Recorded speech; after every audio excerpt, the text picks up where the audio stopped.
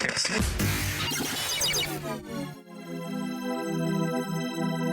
demystify what goes on behind the therapy room door. Join us on this voyage of discovery and co-creative conversations.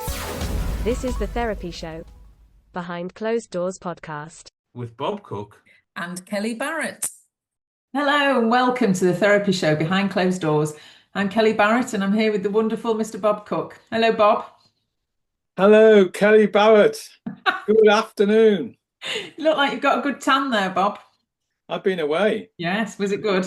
And I'm wearing my new hoodie. Yes. I don't often ever have a hoodie, but I bought one from Madeira and I like it. And I almost like the colour of it. Is it dark green? Oh, yeah. And it started to get a bit chilly. So I put it on and I've had lots of people saying how cool it looks. So I'm now going to wear it every day because I really like it when people say, you know, to a 75-year-old gentleman, "Oh, you look really cool." Yeah, absolutely. Take the strokes. Yeah. Well, it looks very snuggly and warm. Oh, that's so nice of you to say. I tell you, I'm going to wear it for a while. Yeah. Well, bring it on. Yeah. I'm going on holiday again on Wednesday next week. To a very hot country, Cyprus. So I won't wear it there. No. It's still very hot. It's about 26 degrees. Nice. Very nice. Nice little bit of autumn sun. So, Bob, here we are. Podcast number, rather. I always call it a session. Podcast number 228. Gosh, we're climbing up, aren't we? We are, yes. Yeah. This means it's my 28th. Oh, we've done, Kellie, 28 together. 28. You're becoming a seasoned, experienced podcaster. Yes. And I finally feel like I'm finding my way around the technology. It's taken me a while. Great. Well done. Thank you. So today is working with chair work in the therapy process. I am very excited by this. Oh, good. So, it's often called two-chair techniques. Technique, if you like. I don't like the word technique particularly. But anyway, because I'm very relational, so I see this as coming from a co-created relational process. Some people call it a technique. I say, well, semantics, I suppose. But I do think about it coming from a relational process and not foisted into the therapy just for the sake of it. So a two-chair process or technique or whatever is well known from Gestalt psychotherapy. Yes, yeah. And they talk about upper dog and lower dog as the two chairs. But in fact, like a lot of these sort of creative techniques, it goes right back to Marino, who was the godfather of psychodrama. So it isn't exclusively the property of Gestalt psychotherapy. I know Fritz Perls used it a lot. And of course, transaction analysis and many other actual disciplines in psychodrama and I could go on, has borrowed this idea. So it's certainly not the exclusive property of Gestalt psychotherapists, even though they may think it is. And transaction analysts use this a lot. And it's a very powerful technique, and I think it's one which is very useful for seasoned practitioners and beginning practitioners to think about. Now, I was giving supervision to someone only this morning, and she was thinking about using two-chair techniques, but she'd probably done only, 100 clinical hours, and she wasn't quite at the stage of confidence, if you like, to use it. Yeah. So this is something I wanted to talk about. So at least people might have a structure when they're thinking of two-chair techniques and why they would use it in the first place. Yes. Because you have to think about the purpose of why you're using two-chair processes in the relational psychotherapy. So I thought for the first time I'd write something down about it to provide a structure so people listening would have a structure as well as me just talking about it. Great idea.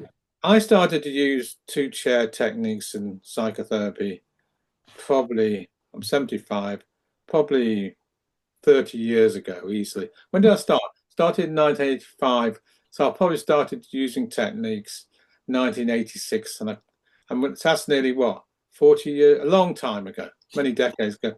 And I have used this technique many times since then. And I expanded to 3 chairs, 4 chairs, 5 chairs. So it's not just chairs, though it's called two-chair work.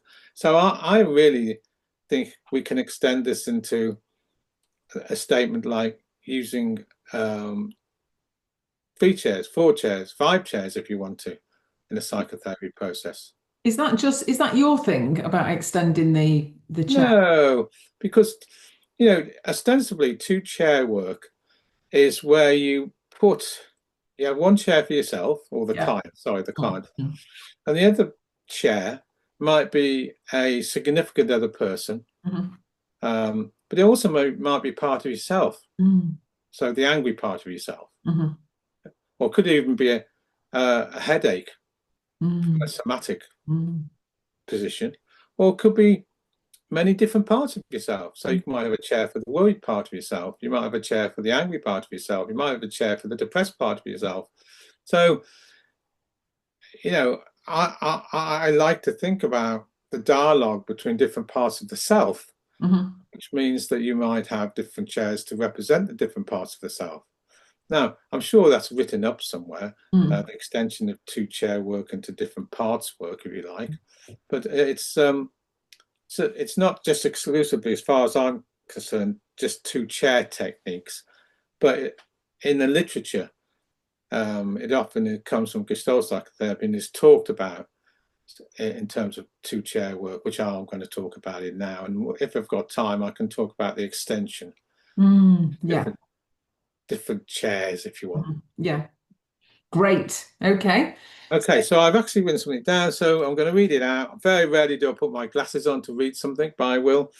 So the two-chair technique is a therapeutic exercise where a person sits in 1 chair. That's the client.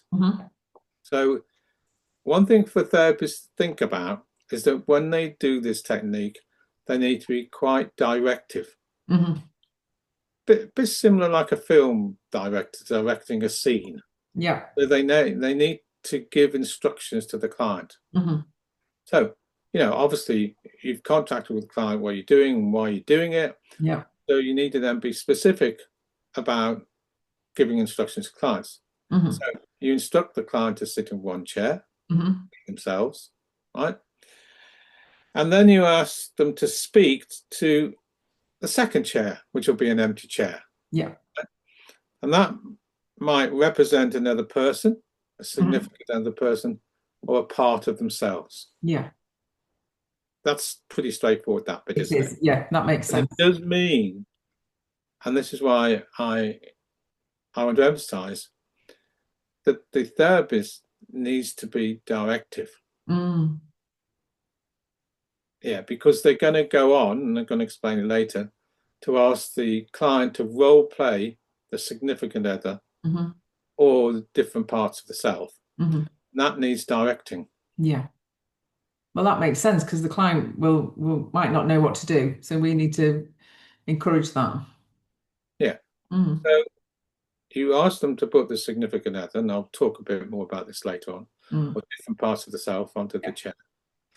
And then you ask them to physically move to the 2nd chair or the empty chair, which has just been talked about, and then ask them to respond from the imagined perspective of the other person or part of themselves, switching back and forth to explore internal conflicts and gain new insights. That's basically. And it's used to help individuals externalize emotions and resolve unresolved issues. So I'll go through it again. So you set up 2 chairs, facing each other. You ask them, you instruct the other person to sit on one chair, and oh, I just said it. You imagine a specific person, a part of yourself, and then you get them to dialogue to each other. Mm-hmm. You ask them to speak to the other role, expressing their thoughts, feelings, or questions to the empty person as if the person were there. Then you ask them to switch chairs. So you ask them to move to the other chair and respond from the perspective of the person or part of yourself you are representing. And then the therapist helps the client continue that dialogue and continue switching chairs, engaging in a dialogue that allows the client to explore different sides of the conflict, gain different perspectives, understanding, and also processing emotions. Yeah. So the client is experiencing what it's like to be the other part. They're not just talking about it. They're really getting into the energy of the other part when they switch chairs. Yeah. So you might. So here we go. We'll deal. We'll give it a clinical example. Mm-hmm. Yeah, I'll give two. In fact, I'll give this one first. So Mary comes in and says, I'd really like to deal with the negative narrative that I have in my head. Mm-hmm. And under stress, I'm very hard on myself, but I've realized through therapy that it's actually reminds me of when my father was so defining and so critical of everything I did. Mm. And I've realized it's not my negative narrative. It actually is my father's. So I'd like to give it back to my father. But before that, I'd like to have a conversation with him or this, to just tell him the significance and the impact of what it's been like hearing his voice all the time in a negative way. Mm-hmm. Right. Yeah. So then you say, okay, so put the empty chair in front of you. Mm-hmm. Imagine that your father is there. What colour eyes has he got? This is the therapist talking to the client. Yeah. What colour eyes has he got? Mm. Imagine him sitting there. Imagine his favourite posture. Mm-hmm. So if he's crossed his legs, he might be very rigid. He might sit in a slumped way. He might have a favourite chair, but just put him there. This is the therapist. Then says the client, have you done that? Yeah. Okay. So now talk to him about what you want to say to him. Mm-hmm. And I'm going to say something from the client's perspective. Yeah. Well, Dad, I just want to tell you that you were always defining me. You were always critical of me. You never really understood me. And I was always so afraid of you. And I would like you to know that. And also the consequence of that is that when I go into relationships or when I have to do things which I need to succeed with, I hear your voice telling me off that I'm not worth anything, that I'm never going to succeed. And it's been a blight on my life and it's going to stop. But first of all, I wanted to tell you that. All right? Yeah. Therapist then says, okay, I'm glad you've told your dad that. Now go and be your dad for a couple of minutes. And from that position, you're going to respond to what you've just said. Mm-hmm. So then the client switches over to be the father. Yeah. And then the dad, and then the therapist says, Dad, did you hear that? I know I've asked you in here, but I thought it was important because we're talking about some issues with your daughter.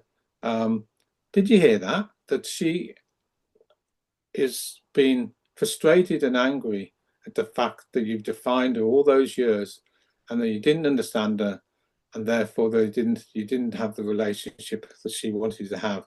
And the consequence has been that she's had challenges in relationships. Would you like to respond back? So you've already told the client to respond back how you think the father would answer. Mm-hmm. And if they don't know, to just guess. Yeah. So the dialogue gets created. Mm-hmm. So Dad says back, well, I never knew you felt like, and I was only trying to help. I was only trying to help because you have to prepare somebody for the world. It's a harsh world. It's a harsh world. And, you were never good under stress. You were never good with problems. So, well, it wasn't my intention. It was not my intention. But anyway, if that's how it was and it's caused problems in life, well, so be it. But I suppose I'm sorry, really, this caused all these problems. Yeah. Okay. Yeah. And you say to the client, okay, go back to your position and respond back. And what the therapist needs to do is remember the last sentences that the dad said to repeat to the client so the client then can respond back again. Now, that's a skill that the therapist has to learn, the sentence of both people. So then he goes back and says, well, did you hear that? Your dad never really wanted to be those that weren't his intentions. But anyway, it's a hard word, and he wanted you to sort of have resilience and also be able to da da da. And then the client says back, well, Dad, you didn't do a very good job. I've heard your apologies, but have you heard those consequences? And I'm going to give back to you those negative narratives, and I'm going to put in place a kind, compassionate narrative so I won't be so hard on myself. Then you say to the client, okay, go back and be to your dad. So, Dad, did you hear that? Did you hear the consequences and what she's going to put in place? So she's going to put a kind narrative and a compassionate narrative in its place. And then, even though she hears your apologies, which she's taken, she is going to do something different. And then she'll be different to her own children. Dad, what have you got to say to that? Well, I was only trying to do best for you. I wanted to toughen you up. And then the therapist needs to say something, well, Dad, and they speak to the dad. Say, well, Dad, I understand you come from a different generation, that perhaps you were trying to toughen her up or whatever you just said there. But I want you to hear her that it's had a negative, consequence here. And do you hear that? Well, yes, but in my day, my father was just the same to me, Well, Dad, we could go back to your own father, maybe will, and maybe you could even go into therapy with all that. But I want you to understand that it's important that you respond back to her, that you've heard her. Well, I've heard her, yes. Well, you still seem a bit sort of nonchalant about this, Dad. Well, I have heard her, and I did say sorry. Okay, I'm glad you've heard. I'm glad you've said sorry. So let's go back. Now you instruct the client to go back again to the chair and say, did you hear your dad that he's finally heard you, and he's also heard that you're going to do different things? Is there anything else you want to say to him? No, I just wanted to say that, and I wanted to also make sure that he's understood that I'm going to give that negative narrative back to where it was given in the first place, and I'm going to put something else in its place. Okay, that's great. So say goodbye to your dad, or in any way you want to, and then we can talk a little bit more about how it was for you. That sounds great. I just need to, I've got a noisy laptop, Bob. Let me just take it out. Yeah, you talk them. Maybe it's the dad trying to do the laptop to still protest or whatever it is. But, the important thing with all this is that you go back to the client to debrief. Yes. And how long do you need for the debrief, do you think? Oh, I thought you were going to say something else. Let's be honest to the question I thought you were going to say. Yeah. How long do you continue this dialogue with? Yes. Well, I was thinking that as well. We'll go to I've done it quite short for the sake of this podcast. Yeah. Because quite often the dialogues go on longer. Now, if the dad had gone to a place of protesting and not really taking on board or not apologizing or whatever it is, then the dialogue might go on longer. And quite often you get for a significant other that just won't accept or wants to continue being negative. And what needs to happen then is that the therapist needs to protect the client and come in and say, oh, this is really strange. You still seem really angry. So then the therapist talks to the father to protect the client. But you go on until there's some resolution. Now, if there's not a resolution because the parent is still going to carry on in their way, whatever it is, then you need to instruct the client and say something like, he seems to really just want to continue. I don't know what that's all about. Maybe it's about relation with his own parents or whatever it is. But, it sounds like he's going to not change. So that means there's only one person to change around here. It's you. So perhaps you need to make some sort of change instead of hoping he's going to change, for example. So you might have an increased dialogue to get to that place. But it's really important that we are protective of the client and can stand up to the internal parent. Absolutely. And if you can't do that for whatever reasons as a therapist, don't do that technique. Otherwise, you'll just be repeating history. Yes, yeah. The best way to think about this is that therapy is a process, never an event. Yeah. So you can debrief this and come back to this and everything else.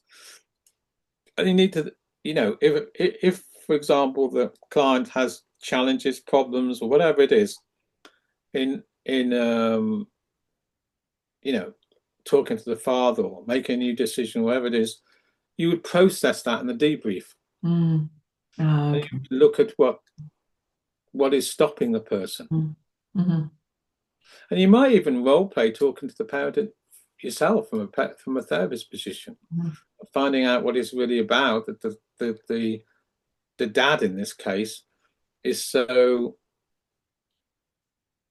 angry at the daughter. But in this case, we're talking about here. And in the end of the day, in the debrief, I think, in my experience, you often come to a place where I'm going to use the word hope, which is a very liberating word and a very dangerous word.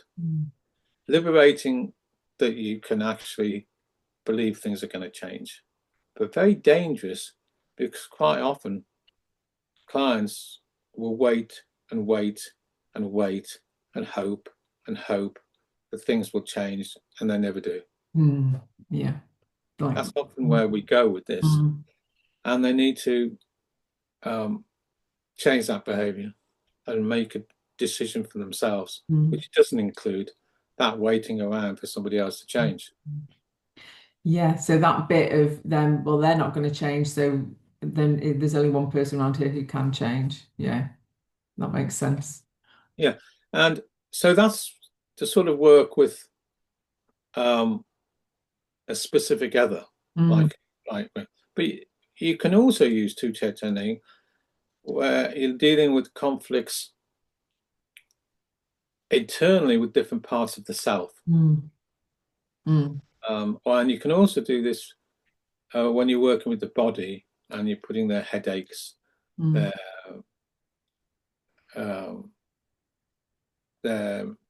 whatever, rigidity in their stomachs or their anxiety or somatic flare-ups in the body or whatever it is. You might put it on the, say it's anxiety, it's an anxious part of the self. Yeah. You might put anxiety onto the empty chair and get the client to talk to the anxious part of the self and increase dialogue and look at the unresolved conflict between the different parts of the self.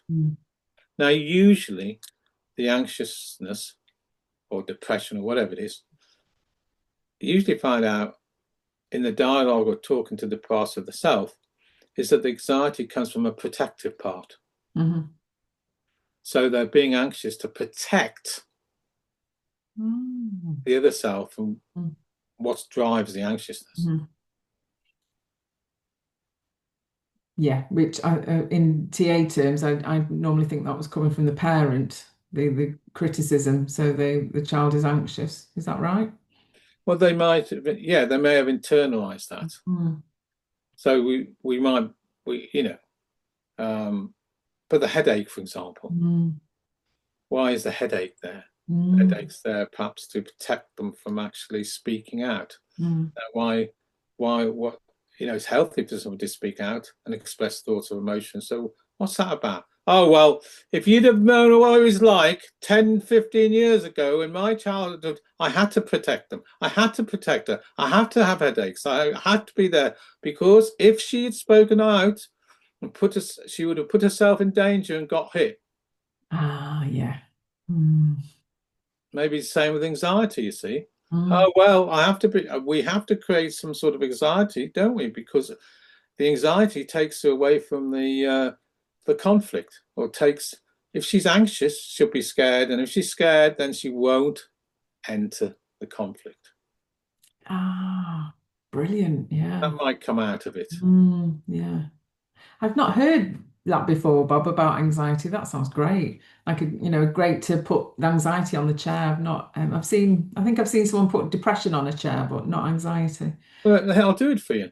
So, client comes in, it's your clients, you know them all, and you say, well, after a bit of therapy, of course, not the first bloody session, you say, would you like to perhaps look at some in-depth work a bit about where the anxiety comes from, or what role the anxiety might play, because I know it incapacitates yourself.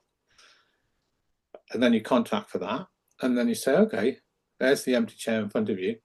Put the anxious part of yourself in there, and say a few words to the anxious part.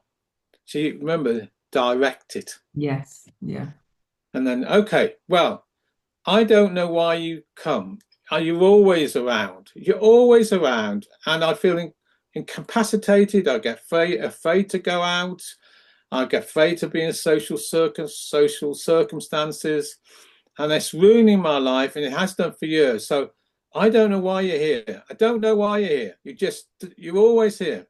Then the therapist says to the client, tell the anxiety to go away. I want you to go away. I want to have a free life. Okay, great. You've made a demand there. Fabulous. Now go and be the anxious part of yourself. Okay, so anxious part, did you hear that?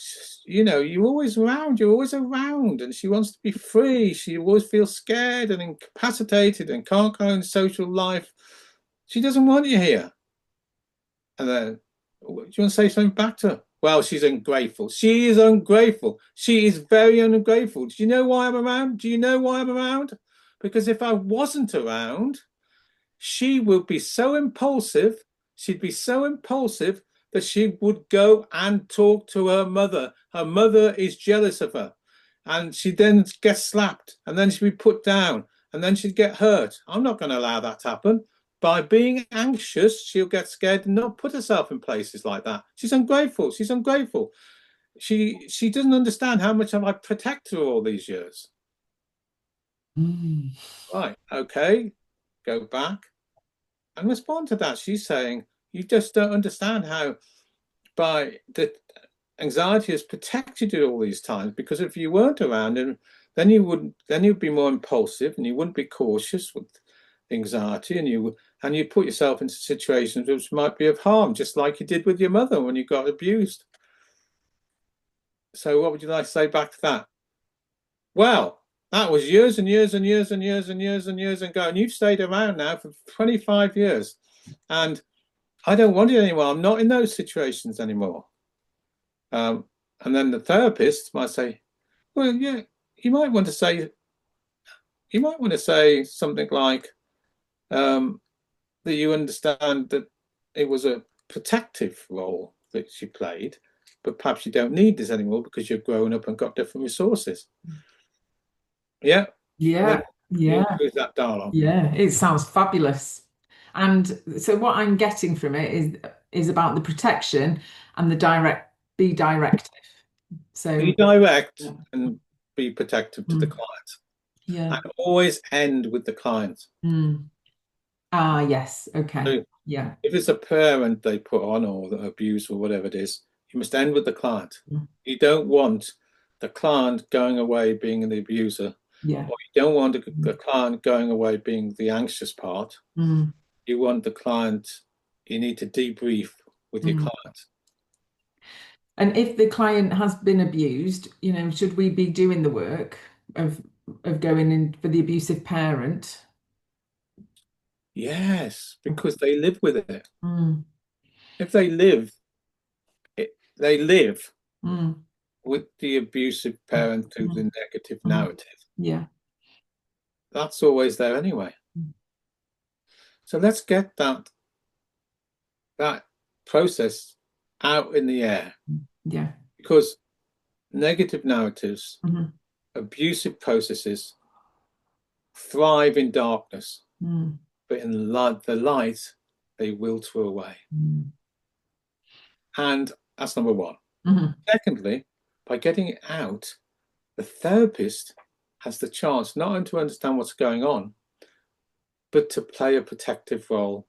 Yeah. And tell the other to butt out. And the most powerful, it's one of the most powerful aspects of a therapy is when the client, for the first time, experiences somebody standing up for them and standing up in the face of the abuse.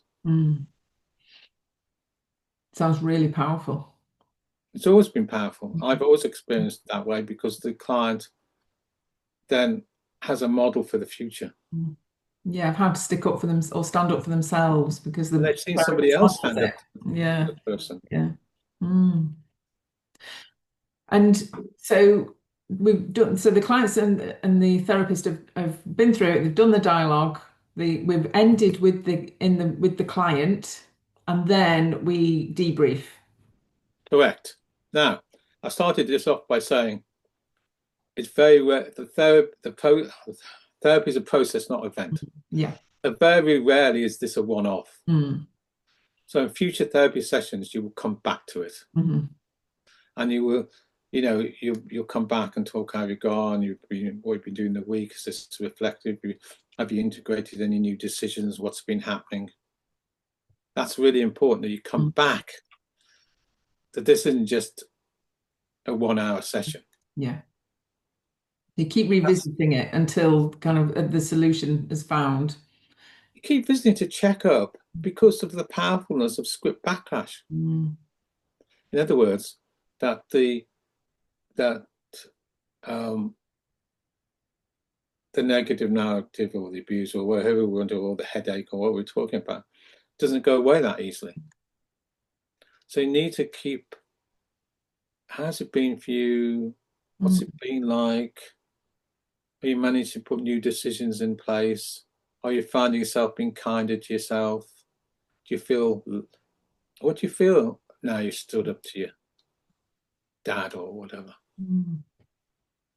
That's really important.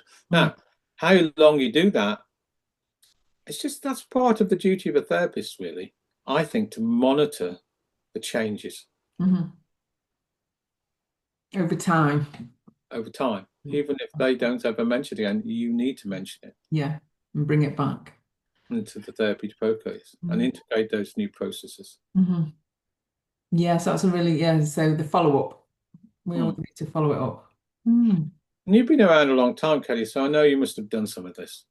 Yeah, I have. Yeah, but it's what happens is I think when I'm not doing it regularly and I start to feel a bit rusty, and then it's like, oh, actually, but talking about it now, I think, oh yeah, I want to do more.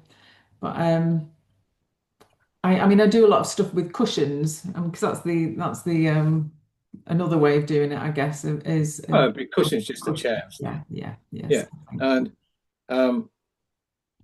it's very good technique to help unresolved issues, to deal with intrapsychic conflict, helps the therapist understand the internal dialogue explicitly, and also helps the therapist move into a protective role if they think about it that way. Yeah. And then presumably we need to take the clients, whoever's we put on the chair or the cushions, we need to take them back off out, so they take them off the cushion or the chair before we end the session. Yeah. And I've often extended this process from 2 chairs to 3 chairs to 4 chairs because there might be different parts of the self.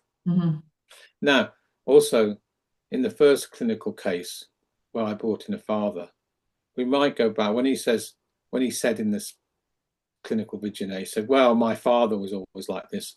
I might actually bring the father in and get the client's father to talk to his father. Ah, so the grandfather, yeah. Yeah, because you've got an intergenerational script. So then the client would go and be the grandfather as well. Yeah, gosh. Oh, no. Oh. I see what you're saying. So yes, along the line, they do all that role playing because it's all in their head anyway. Yeah. Well, you see, you're eliciting unconscious processes that might be sitting there. So you might, and also you might go into what I would call parent therapy, where you would talk to the dad to find out what's all this about, and do some therapy with the parent. You might do. Yeah. So you can extend it many different ways. But it needs a therapist to be directive. That's the bit. That's a really important bit. And so unless we're confident we can stand up to the parent and unless we're confident that we can be directive, then we should steer clear of chair work until if you can't, if for some reason you find it hard to be directive, well, you can either not do that technique, or you could experience the power of perhaps being a bit directive. Yeah, try it out. Because actually, I think the client needs you to be. Yeah. And if you can't stand up to the parent for whatever reasons might be in the countertransference that reminds you of your own history or something or other, go to therapy and supervision. Yeah.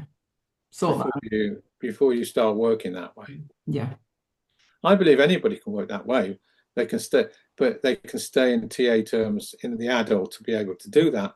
But if there is some contamination in their own process, they need to take it to therapy and resolve that so they can do this type of work, because I actually think it's very powerful work. Yes, yeah, I agree. Yeah, and I like that you call it rather than the parent interview, parent therapy. That's a nicer description of it and a bit clearer. Yeah, I understand the article written for TA therapists. They'll understand this a bit more. Other people, you have to pardon me. There was an article written by, it wasn't Boyd and Boyd, that's Escape Hatches, John McNeil, called The Parent Interview, and he described a particular technique where you would talk to the parent for 20 minutes or half an hour, XXX. But I don't mind thinking about it that way, but I do a lot of work with the parents, so I prefer it just called parent therapy. Yeah, makes sense. Finding out what's driving, what their process is. Yeah, you're working with parental interjects. So yeah, I know the technique. I can use the language, but really we're talking about how to work with parental interjects. Yeah. Which is a beautiful segue to our next podcast, Bob. Yeah, it's on our next. That's also a little clue that we've run out of time. It is a little clue. Yes, we've gone over. I want to say, even we go another minute or two. I've really enjoyed talking about this because clinically, I've worked for 38 years using many of these techniques, and specifically this technique. And I know many people often say to me, well, I'd like to start using this, but I feel I haven't got the experience. I suggest you just try. Yes, give it a go. Yeah, and see. Give it a go and see how it goes, and take it back to your supervisor or your therapist if you find it difficult. But I know one thing is that when I started training, one of the problems about my training, by the way, was there was never any really demonstration of therapy. I never watched it. And I only started to learn how to be effective with this type of stuff is when I watched my own therapist do it, because I was in a therapy group, and I wish it had been demonstrated more in the training. And then I just decided to have a go. And I thought, and I was quite good at it. So, and then 38 years ago, it's like bread and butter to me. Yeah.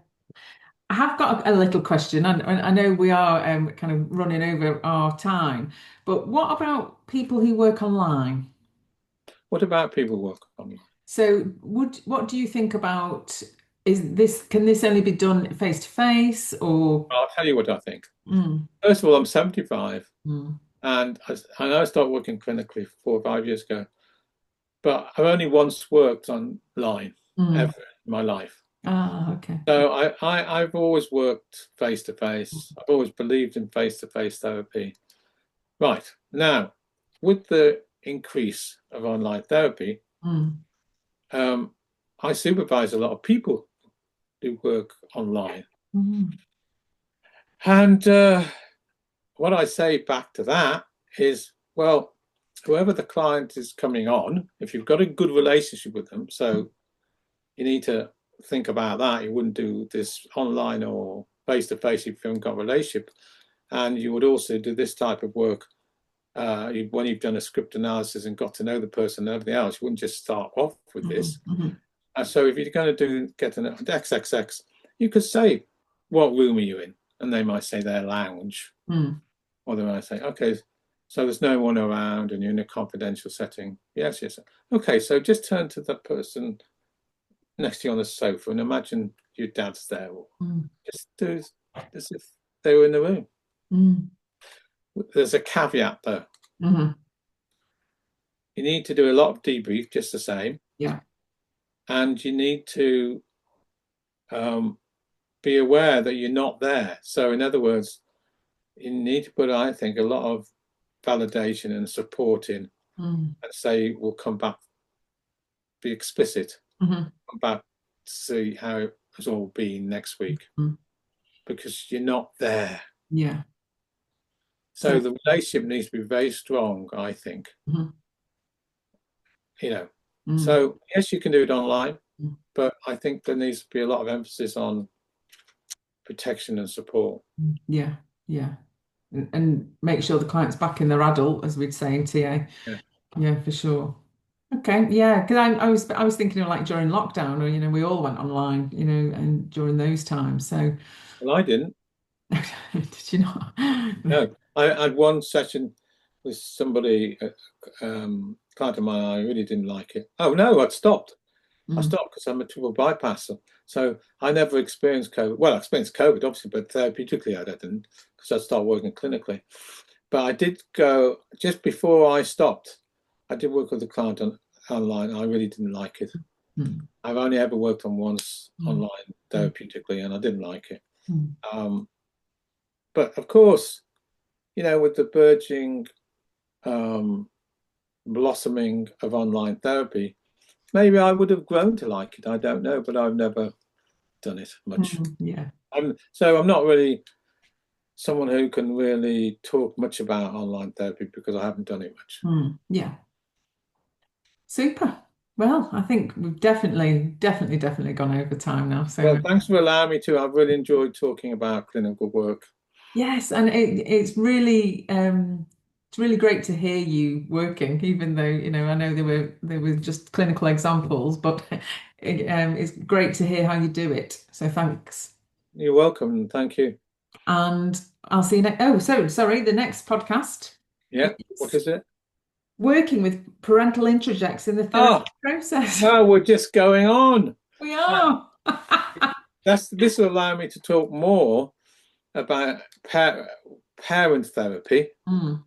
It'll allow me to talk more about how somaticness, headaches, all things we talked about, often are manifestations of the internalized parental introjects.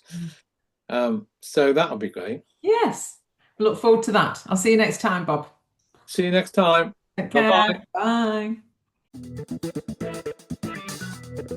You've been listening to The Therapy Show, Behind Closed Doors podcast. We hope you enjoyed the show. Don't forget to subscribe and leave us a review. We'll be back next week with another episode.